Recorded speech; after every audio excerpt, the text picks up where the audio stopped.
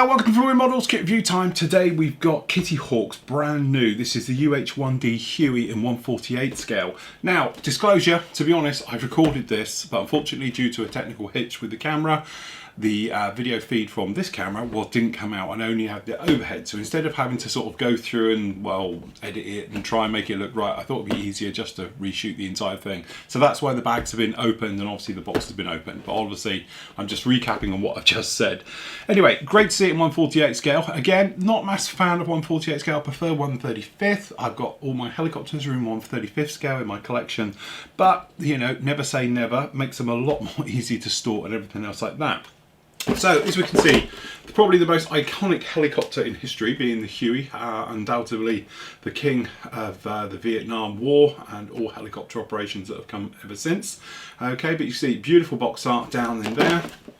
We've got some of the ones on here. So as you can see, we've got the four sort of nose art Hueys there as well on there. All right, then on the other side, you've got your kit number KH80154. Okay, and then down on here we've obviously got a nice Japanese one in the tri-camo scheme. We've got a Taiwanese and obviously we've got a German one down there as well. Okay, so as I said before, box has already been opened. And to be honest, we've been through this, but we'll have a quick recap anyway. All right, so little booklet. They do tend to be this sort of pull-out style. All right, so just running through this. All right, we've got usual thing. Nice detail it looks like with all the little handles and all the gubbins going down on the actual floor section down in there. We've got the rear aft box as well being put in. Instrument panel going down there, center console, things like that all being put in right the way through the floor area. Seats for the rear being put in. And then we've actually got the transmission, so the gearbox for the actual main rotor head as well. And then all the seating and all the little gubbins being put in amongst everything down in there, as you might imagine, right the way through. Then we've got the armoured crash protection seats as well for the crew. And then rear seats more for the more in the cabin as well, going right the way through. Fitting all of those in place. Okay, then it comes a little bit all over the place down on here. So we've got the windows being put in and then the actual doors, which I presume you can have open or closed. The little side ones as well being put in. The actual doors being fitted. I'm not sure if they can be open or closed. Be interesting to see that. Okay, and then obviously got some more of the parts going in for the floor for the hook system and all those areas being put in there. And we've got the exhaust being fitted. Exactly the same on the other side. Okay. Just fold that in, keep it neat and tidy.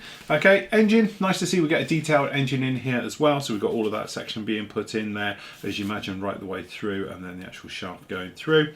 And then a case of fitting it all in together. So we've got all this nice cockpit area being sandwiched in there with the engine unit on the top. Tail boom being put in with obviously all the gubbins going onto that. Then we've got the roof, so we've got a nice bit of soundproofing as well being fitted down into the roof. The overhead panels, things like that, all being fitted down into there. And then we've actually got the coaming for over the top of the instrument panel being put in, and the boom goes on. Okay, pretty standard type of stuff for a helicopter. Then we've actually got all the other parts being fitted in there. So down in here, we've actually got the, this is the overhead section for the panel being put in. It goes in with the windscreen being fitted on there and the nose battery unit being fitted in there. Covers, I assume, open or closed if you want to for the engine to show that engine off as well. And then down in here, we've got a beautifully detailed M60 for the door guns left and right. So obviously got photo etch as well, so you can actually put those as you would like. Okay, so nice being in photo etch as well, giving it a nice sense of scale. Down in here we've got colour pullouts, as you imagine, for all the different units down there. Again, we've got absolutely beautiful nose art with these as you're going through right the way into all of these. Very nice indeed. Okay, so we've got that usual sort of center pull out way with all of these for the US ones, as we can see down in there. Beautiful stuff. Okay, more of the glasswork being fitted in, and then obviously the door guns being fitted in there as well. Then we've got the actual skids. Nice to see we've got a little bit of photo etch going down in there, adding some sharp details to those areas. The little landing light looks like it only can be in the stow position as well. All right.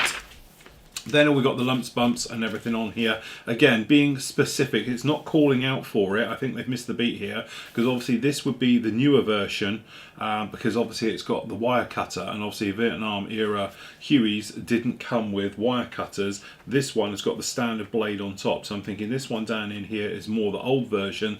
This would be the newer version, okay? But definitely think about it, check your references, things like that on there, because some of these lumps and bumps I don't think are technically correct for this era.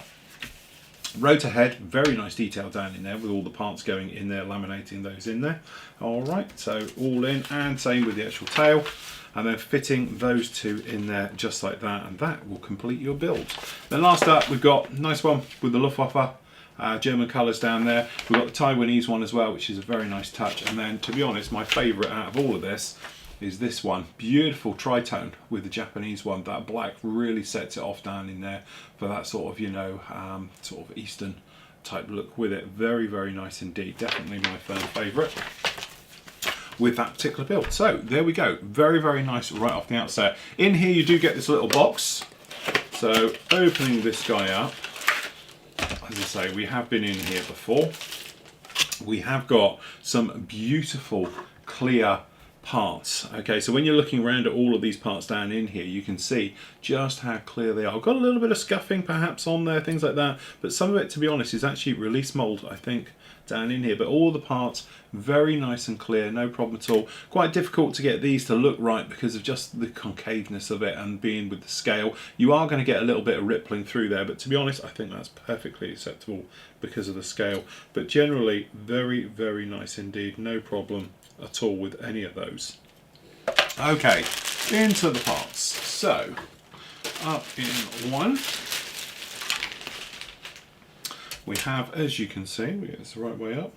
There is that way up. Okay, we've got sprue one. As you can see, looks quite busy, very modular. As we know, we've got other flavours of Hueys out there and all the rest of it. But as you can see, we have got some very nice details. Things that take my eye straight away is the level of detail down on here. Okay, as you can see, we've got beautiful raised and recessed details. Now, all the riveting detail that technically is raised is recessed, but there's a lot of plating down on here as well, which is really very nice indeed. Okay, we have got a seam line, unfortunately, that does run. If you can see it, you can see it here, it runs all the way along to the back. Okay, unfortunately, part of the cause of this type of ejection moulding, they've never been the best at doing it, so unfortunately that is down in there like that. Very nice though, we've got the floor detail, that's pretty good, and the soundproofing on the top. Again, it's got a lot of movement to it, it's not just flat, it's actually got a little bit of flex in there. Again, more soundproofing, you can see, very nice touches. Top of the actual unit itself, on the fuselage, nice recessed details down in there. Again, with the louver doors and the actual areas down in there. Again, we've got some photo etch that goes in there to complete those grills. Very much in scale like that. Down in the inside, as you can imagine, it's devoid of everything because it has a whole section which is going to just drop fit in there, as we saw before. Down on the tail boom, no problem with that. Very nice riveting detail, is all very accurate. Very much all the same, which is really nice. And then working up, as you can see through all the details down here, the collectives, I have to say, look positively nasty because they're nothing like what it would be in the real thing. And also, I'm not too sure about the switchology down in here being correct either. As a bit of a online flight sim fan with DCS and fly the Huey almost every day, that looks a little bit off to me, but there we go. All right, more details down in there, and again, all of these parts very, very nice indeed. Next up, we've got this guy. As you can see, again, it's quite a busy sprue. There's lots of it going on here, as you see, but it's all very, very nice indeed. Okay, no problem with any of this. All right, so up here, you can see all these little parts, no problem at all. We've got the tail, we've got the area around the nose, things like that, all the various details, pretty nice right the way through. We've got actually the main rotor mast down there as well. The blades, again, you know, not too sure about this styling with the little tips on there, things like that. Again, I think they've done a generic job on that one. We've got the seats all fitted down in here like that, that's no problem at all. And then obviously working our way around all these smaller bits, very, very nice indeed. The actual cyclic looks very nice in there, that's no problem. The rudder pedals, things like that, all pretty good as you make your way through. The rotor head itself, got a little bit of droop in it already, which is quite a nice little touch, so it's going to be hanging down slightly. The engines, again, very nicely detailed, no problem with those whatsoever. Nice to see we've got a little bit of movement in the fabric of the seats as well, just gives it that nice bit of three-dimensional look to it instead of being flat. And then generally all the other parts pretty good on this. The windscreen wipers, all these areas are very nice indeed. I can't see any problems with that whatsoever. It generally is a very nice sprue. Okay, now this particular kit, for some reason, and I haven't figured out why yet, but you actually get 2 of these sprues, and it doesn't mention it in the instructions, so I don't know if I just lucked out and got 2. Okay, and then down in here we've got the sort of neck sprue, as you can see. Pretty busy on this one, you know, lots of stuff going on here. Very nice details. Again, we've got rocket pods, things like that. You know, obviously it's a generic one. There is other Hueys around on this one. There's the newer version, things like this. This one doesn't show it as being armed, so I don't know quite how you would sort of fit these on. And obviously it doesn't come with the Gatling guns either, as well, the mini guns on the side. All right, so from that point of view, it is a case of pick your sprue area. Generally though, looking around, you can see very nice on all these parts as you go down in here. The seat's looking very, very good. One thing is, my kit has got broken parts. These little parts on here, this little guy's broken just down in here, unfortunately. So what you want to do is glue these before removing them from the sprue, and then that way you can clean up. But these little bits on here, I'm not sure if they're flash or there's something else. All right, it has got little bits of flash all over this guy. Got little bits on the bottom of the door, so you just want to make sure they're all good. Skids, no problem at all, although we do have a little bit of burring on there that obviously you need to take out on those. The coaming over top of the instrument panel looks very nice indeed. Okay, over on this side we've got rockets and various things going on. Again, we don't use them. We've got 2 parts down here of the minigun, whereas obviously we would have technically in this kit more of the M60s, which we got down in here. We also come with 50 cals as well. Handy for your spares box, definitely. And then obviously we've got various parts down in here, the actual tail fins as well, stabilizers on there. Very nice indeed. Okay, it is a little bit flashy just on a few parts, so you just want to make sure you're all nicely done, but at least there's no ejector pins on areas where we don't need it. They are totally out of the way, so no problem with that at all. Okay, last up we have the decals, and we've got a little bit of photo etch, which is quite nice just for the scale type thing on this one. So photo etch, as you can imagine, down on here you can see we've got these grills for around the back end. We've got harnesses, seat belts, things like that. Those M60 front sort of bipod area, no problem with those at all. That's very nice indeed. Decals, pretty good, no problem with those at all. They look very nice, seem to all to be in register. Nice go. They look a little bit thick, but generally I think we're okay. No, I think get away with most of that, no problem at all. It's just that the actual carrier film looks slightly offset to the decals, but they're all in there, so that's fine. And then we've got the little touch, which is these little guys, which are for the obviously the nose art on these different ones as well. So absolutely fun, fantastic on those. Not too sure, say, against some of these dials and that. The positioning of them just looks a little bit off, although they're all there. It's just that I think they're slightly off in some areas, things like that. But again, being a bit picky there.